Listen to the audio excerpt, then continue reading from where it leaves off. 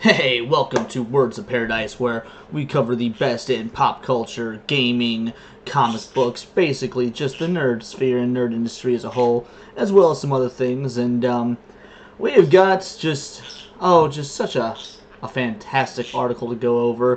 When you guys think of Pokemon, what do you think? Oh, is that so, Hondo? Yeah? What do you think of when you think of Pokemon? Some of you might think of Pikachu, the cute mascot character. Others might think of Michael Vick-esque dog fighting with these little creatures. PETA getting all upset about these sorts of games. But me, I think of failure. I think of dropping out of school, failing at my job, or at least, sorry, that's not what I think. That is what Kotaku thinks. Let's go ahead and cover this nice, fun little article right here. Pokemon Scarlet and Violet punishes fans for being filthy casuals. Kotaku, you gotta stop. You haven't been relevant in years.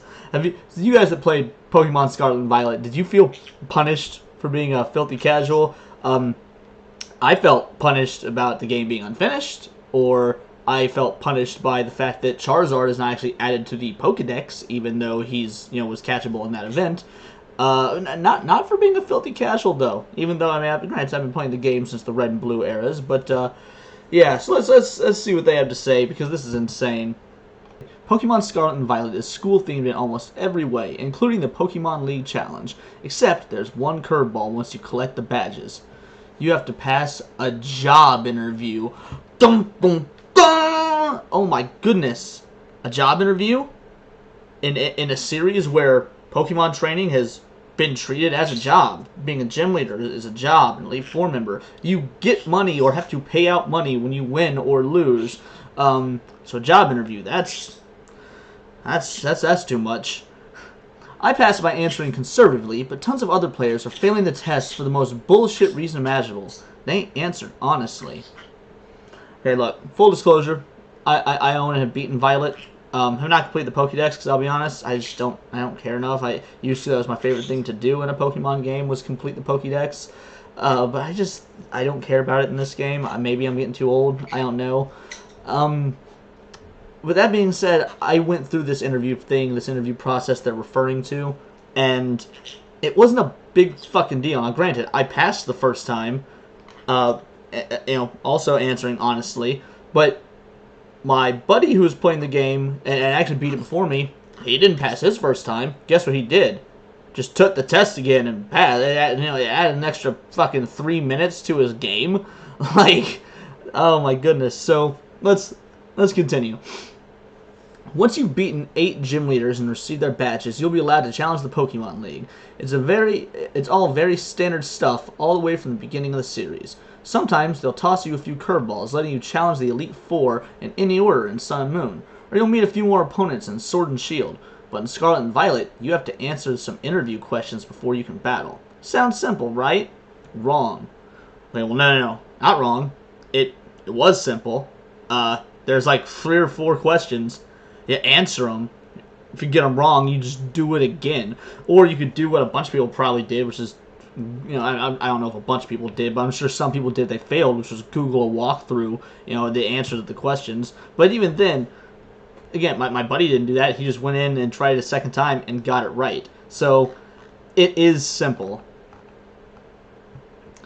All right, here we've got Moot Katakana. Did people actually fail the Pokemon SV League interview? They asked me why I was there. I told them for fun. I got kicked out immediately.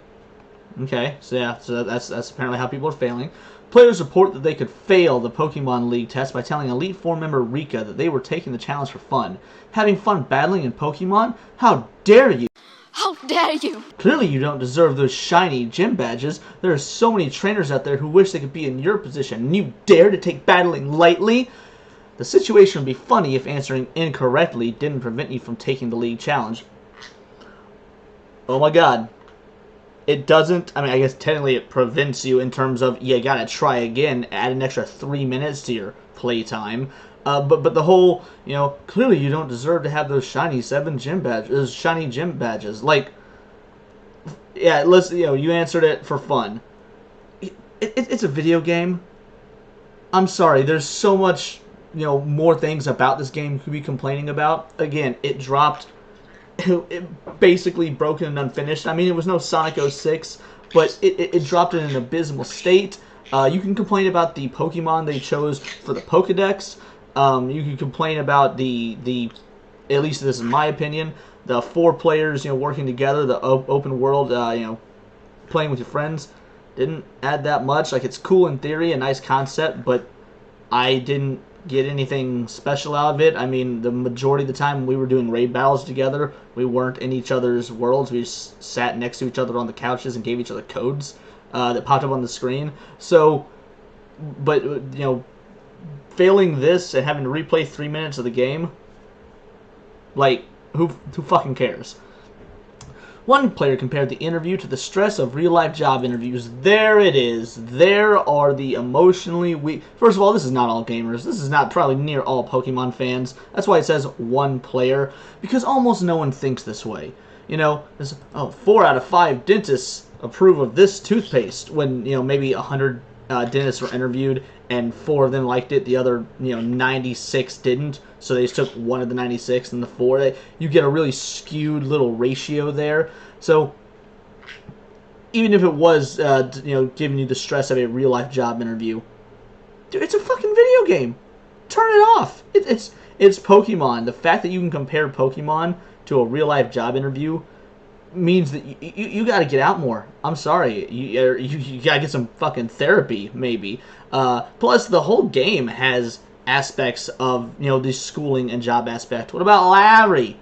Gym Leader Larry, my favorite gym leader in the game, Gym Leader Larry. He's a sad salary man. I wouldn't even say sad. He's just run-of-the-mill. He's, maybe not depressed, but not happy. He's literally just emotionally middle of the road. Maybe he's a little downtrodden.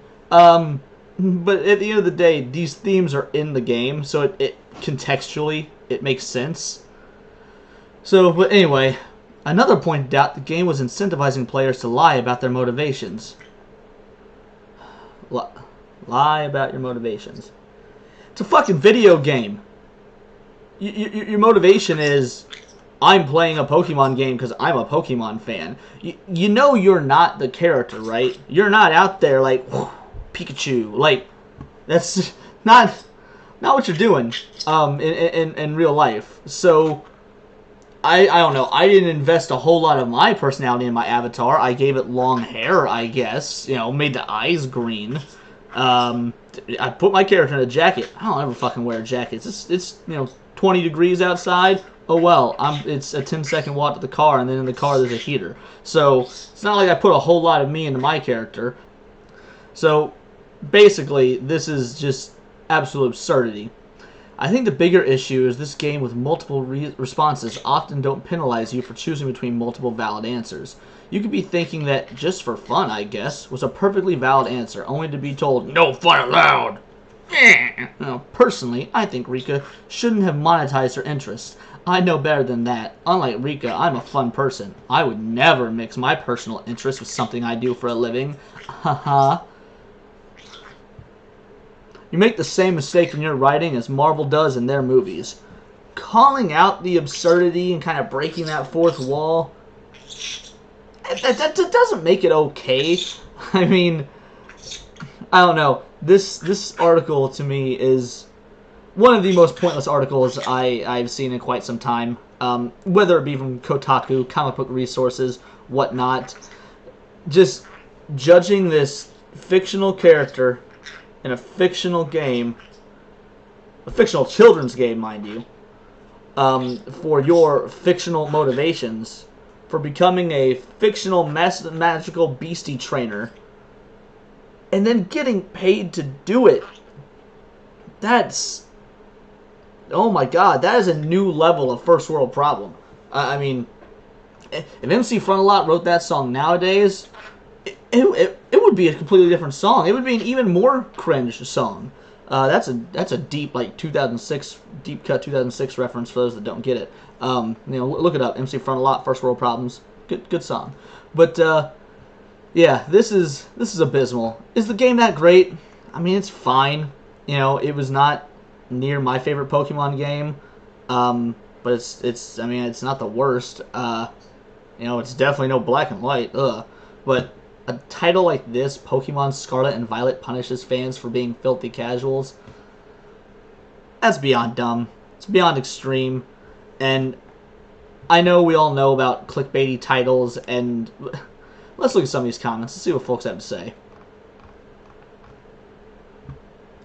A minor thing, maybe, but it seems like a dumb mechanic to include in the first place. I mean, maybe. The whole thing is about school and learning, so I don't even know if it's a dumb mechanic. It's supposed to show what you've learned along the journey. So, was it necessary? No, but I don't know if it was dumb. Is this driving you crazy too? Are you annoyed at the stupidity that is the Pokemon community? I don't think Hondo likes it.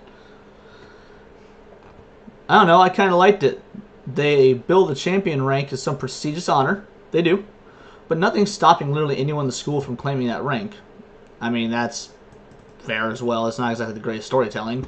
You meet multiple strong opponents through the game who aren't even in the gym badge hunt, so it tracks that there would be something setting you apart from them. It adds nothing as a gameplay mechanic, but when it happened in my playthrough, I thought, oh, this is actually really neat. And it was hilarious that I said the gym leader I had the most trouble with was Larry. If you play the rest of the game, you'll know why that's funny. That's fair. Larry is not the one I had the most trouble with, but he is my favorite. Larry is my favorite character in that game. I know there's a lot of people that simp for Arvin. Yeah, I get it. Arvin was interesting. But Larry, Gym Leader Larry, he's my guy. It just clashes with the rest of the game. How does it clash with the rest of the game? The whole game is about a school setting. So this is finding out what you've learned. It literally contextually makes sense. Again, it's not exactly the greatest storytelling ever. No Pokemon game is. Except maybe the Coliseum and XD Gale Darkness. Anyway, but it doesn't clash with the rest of the game.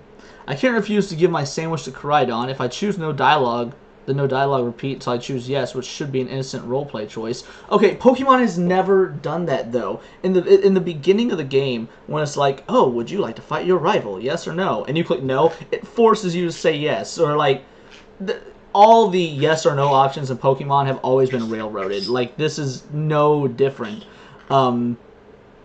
So I guess that doesn't. That comment to me just doesn't make a lot of sense. I chose Larry. You guys are gonna get real tired of that. Larry, Gym Leader Larry. They so trolled us. They so trolled us so hard. Ooh, I don't like how that sounds. They knew 1 in 8 people would end up thinking this game worked totally differently than it does. I hate it, and it's awesome. The funny thing is, I said Larry also, but the real reason was I was answering which gym challenge was the most difficult, which was stupid riddles and food ordering crap. I won't lie. I found the gym challenges in this game to be, albeit simple and dumb, a nice break from the norm. So, having to walk around town and find the clues was such a pain in the ass. People just want everything spoon-fed to them. Literally, this and Sword and Shield are baby's first Pokemon games. They're so freaking easy. And people are still complaining about, oh, this is a pain, this is a pain. Go back and play, I won't even say go back and play Red, because frankly, it kind of sucks, doesn't hold up. Go back and play Fire Red, or play the original Ruby and Sapphire. Honestly, skip Johto. The point is, I don't want to hear about things being too challenging and difficult, when even those baby-ass games were far more difficult than these, and I was beating those in, like, the 3rd grade. Anyway, I'm gonna skip that. I don't care about the rest of these comments. It's basically people whining and bitching that baby's first Pokemon game still isn't easy enough, and talking about, you know, how it's effectively traumatizing. So, yeah, that's all I've got for this. By all means, please like, comment, subscribe. Follow me on Twitter at @BoltTheBird. You know, you could also probably just maybe type in Words of Paradise. Give me your thoughts on Pokemon Scarlet and Violet or the other Pokemon games. Give me your thoughts on trash like Kotaku. And other than that, you guys have a fantastic rest of your evening. I'll talk to you soon.